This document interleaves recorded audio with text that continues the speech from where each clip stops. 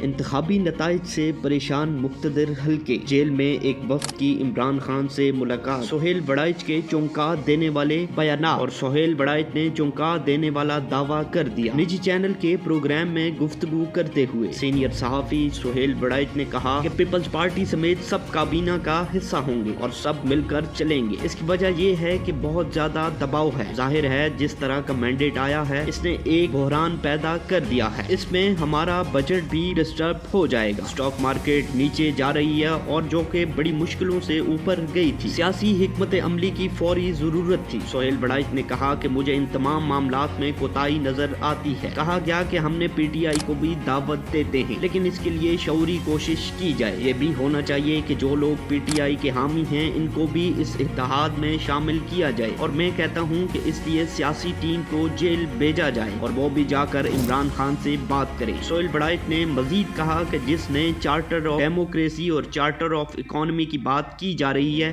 وہ عمران خان کی مدد کے بغیر مکمل نہیں ہوگا، اور یاد رکھیں جب مضطرب ہوتا ہے تو سیاسی قیدیوں کو بھی ریلیف دیا جاتا ہے۔ اب وقت آ گیا ہے کہ اگر عمران خان سے مذاکرات ہوتے ہیں تو اس کے ساتھ انہیں ریلیف بھی دیا جائے، اور اگر عمران خان کو اس ملک میں ریلیف نہیں ملتا تو سیاسی سٹیبلٹی کا دور دور تک امکان نہیں ہے۔